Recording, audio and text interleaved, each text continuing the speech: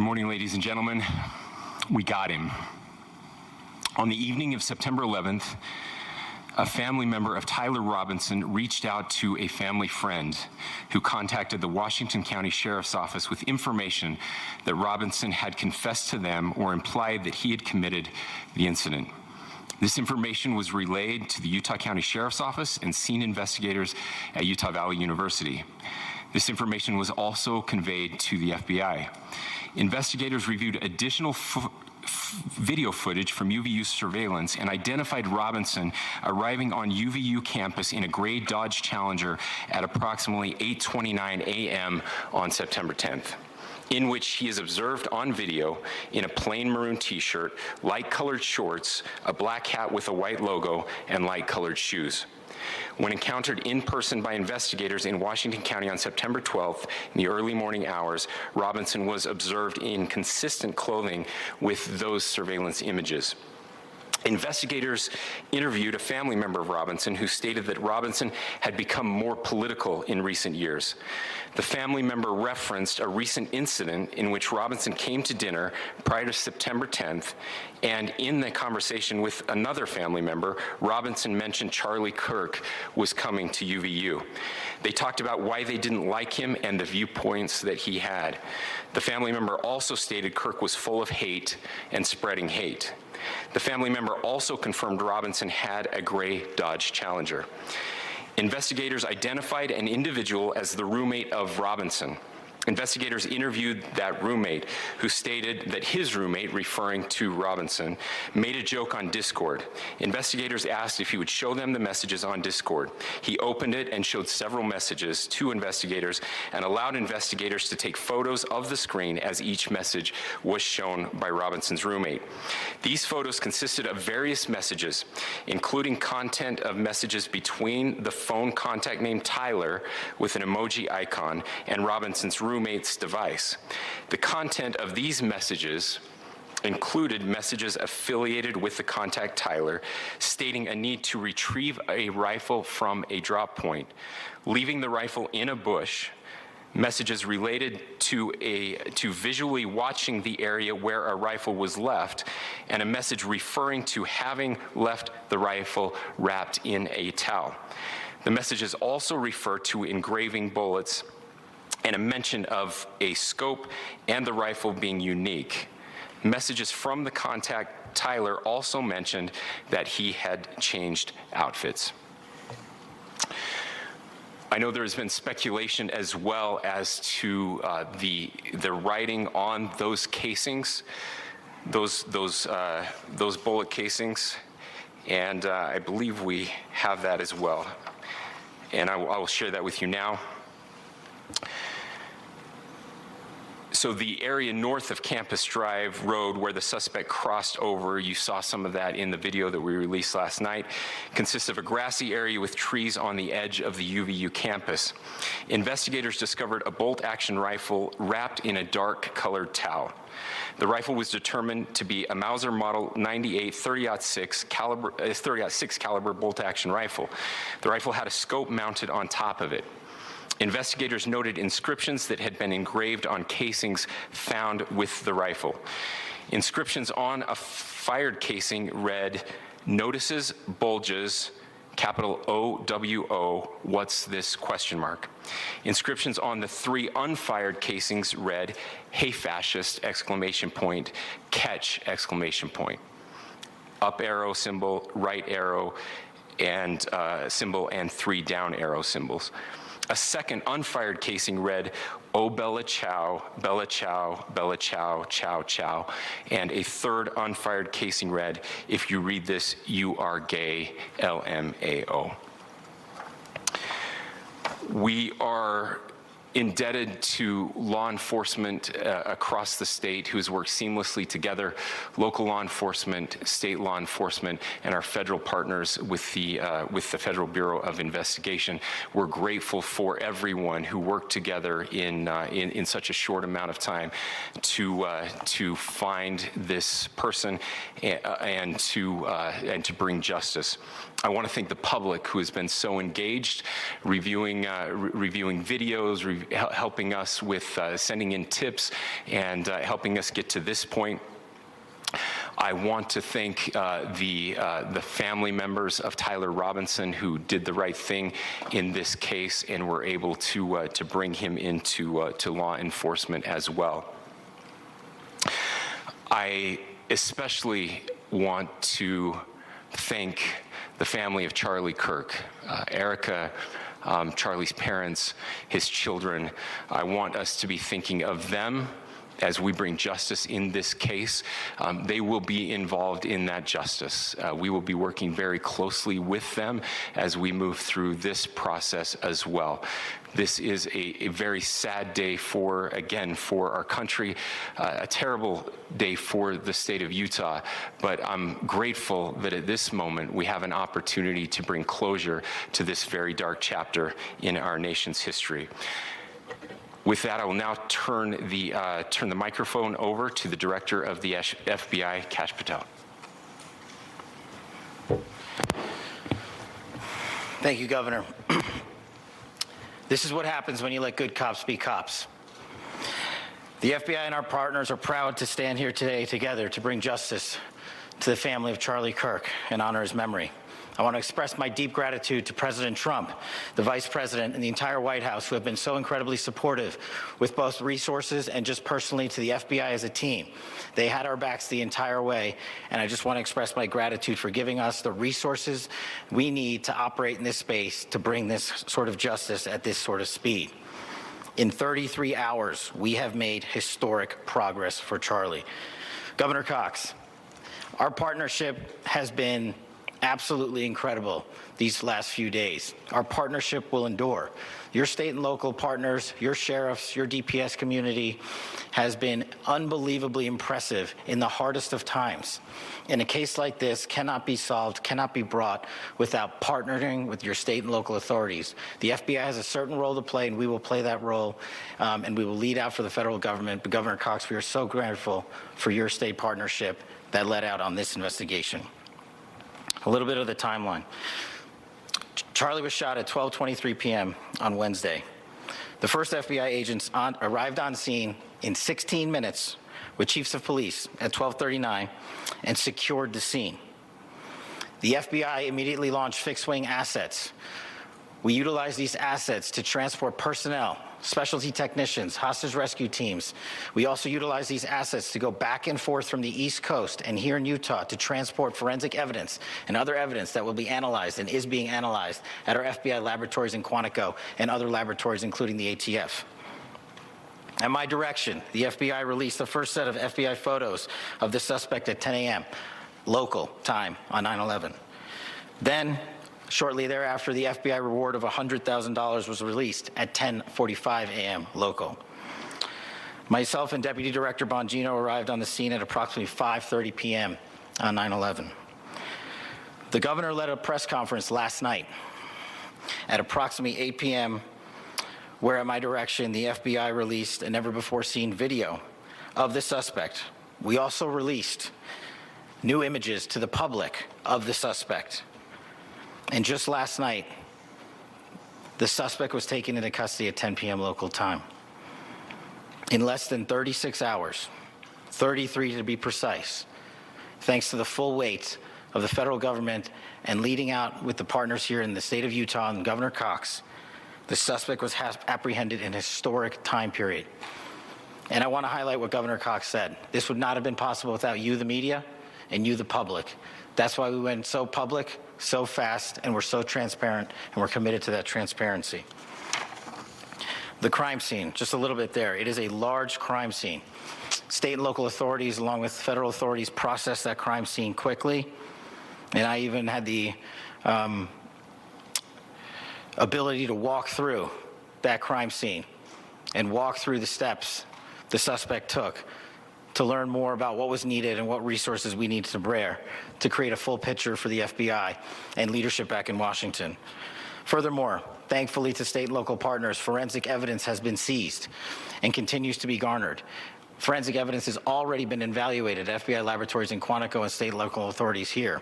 We will continue to process evidence as we see it, as we collect it, and we will continue to deliver it to Governor Cox and his team. Last night, we had a total of approximately 7,000 7,000 leads.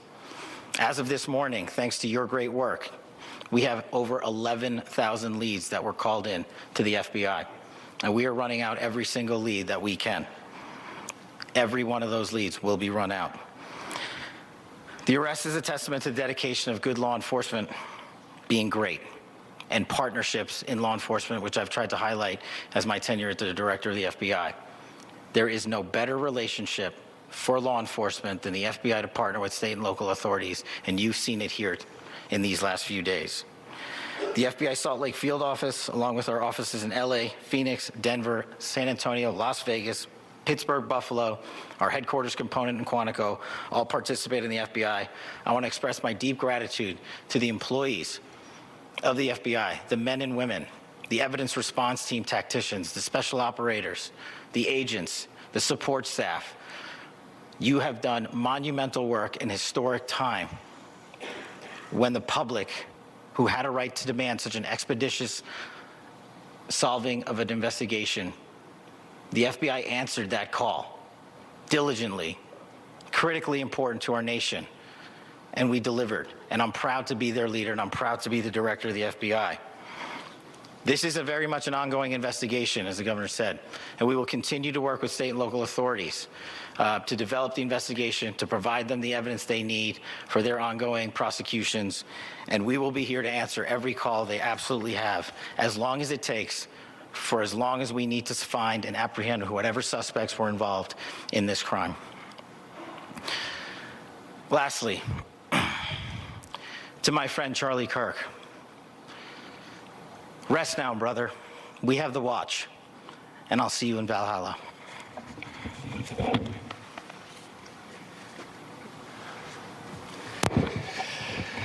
Thank you, and good morning. I would just like to take a few minutes as the sheriff to express my gratitude for everybody who has played a part in this investigation.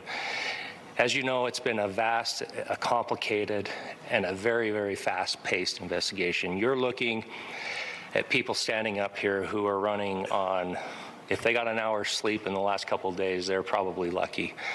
It has been very taxing.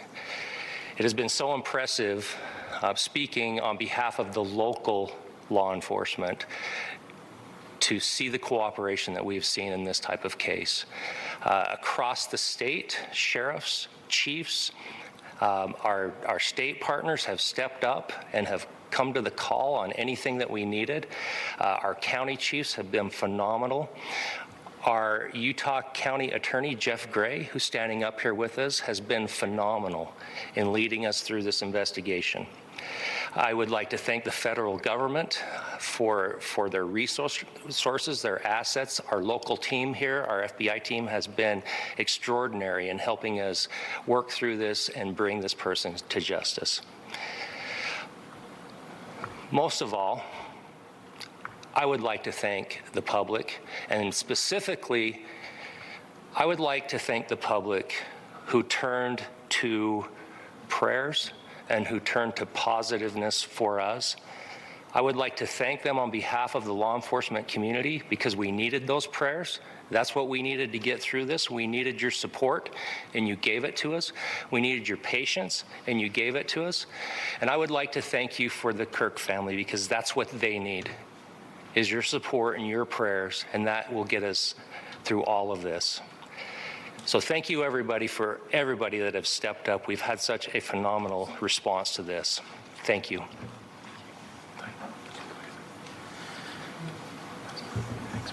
I also want to give a special thanks to the Attorney General and the Department of Justice. Their unwavering support and their commitment to justice is shown true here. And without AG Bondi and Deputy Attorney General Todd Blanche and the resources they brought to bear, we would not have been able to complete our mission. And I just want to say special thanks. It's an honor to be a part of the Department of Justice. Thank you again to our incredible law enforcement team who has worked so hard. Sheriff, I got a solid 90 minutes last night, so I'm probably the most well-rested person up here. Ladies and gentlemen, I get the microphone, so I hope you'll permit me a moment just to share a few more thoughts about where we are and how we got here, and maybe a little bit of where we go from here. I don't want to get too preachy, but I think it's important that we, with eyes wide open, understand what's happening in our country today. I've heard people say, well, why are we so invested in this? There's violence happening all across our country, and violence is tragic everywhere. And every life taken is a child of God who deserves our love and respect and dignity. This is certainly about the tragic death, political assassination of Charlie Kirk. But it is also much bigger than an attack on an individual. It is an attack on all of us. It is an attack on the American experiment. It is an attack on our ideals. This cuts to the very foundation of who we are, of who we have been, and who we could be in better times. Political violence is different than any other type of violence for lots of different reasons. One, because in the very act that Charlie championed of expression, that freedom of expression that is enshrined in our founding documents, in having his life taken in that very act, makes it more difficult for people to feel like they can share their ideas, that they can speak freely. We will never be able to solve all the other problems, including the violence problems that people are worried about, if we can't have a clash of ideas safely and securely. Especially those ideas with which you disagree. That's why this matters so much. Over the last 48 hours, I have been as angry as I have ever been, as sad as I have ever been. And it was, as anger pushed me to the brink, it was actually Charlie's words that pulled me back. I'd like to share some of those. And specifically right now, if I could, I need to talk to the young people in our state, in my state, and all across the country. As President Trump reminded me, he said, you know who really loved Charlie? The youths. And he's right. Young people loved Charlie, and young people hated Charlie.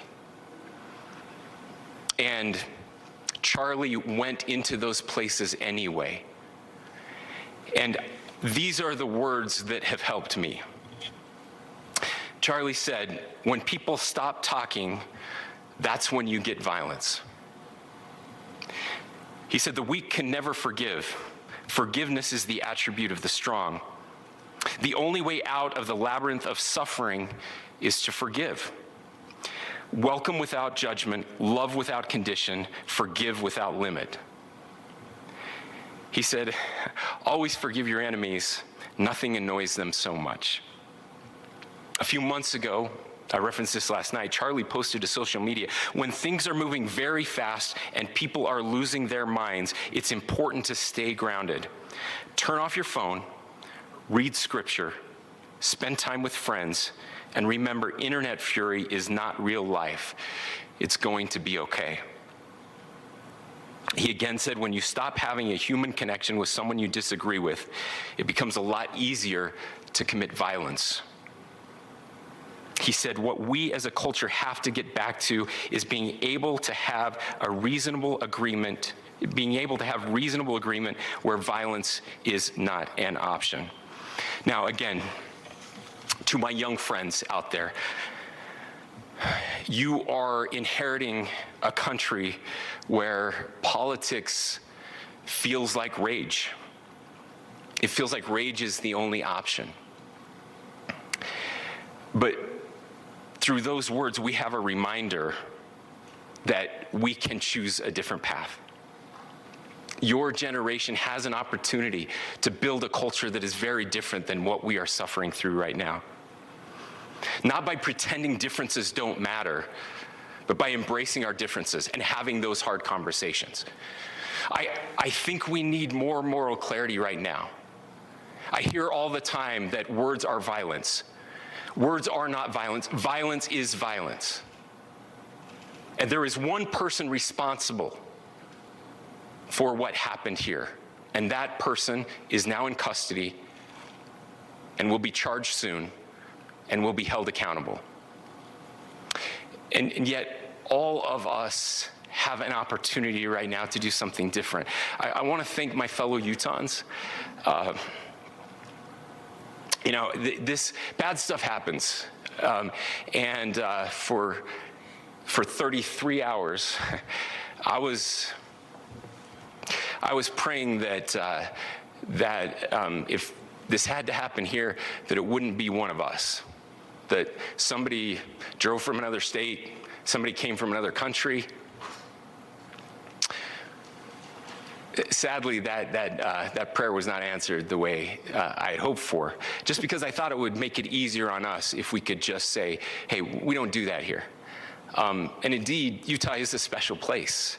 We lead the nation in charitable giving. We lead the nation in service every year. But it did happen here. And it was one of us. But I want you to look at how Utahns reacted the last 2 nights. There was no rioting. There was no looting. There were no cars set on fire. There was no violence. There were vigils and prayers and people coming together to share the humanity. And that, ladies and gentlemen, I believe is the answer to this. We can return violence with violence. We can return hate with hate. And that's the problem with political violence, is it metastasizes, because we can always point the finger at the other side. And at some point, we have to find an off-ramp, or it's going to get much, much worse. But see, these are choices that we can make.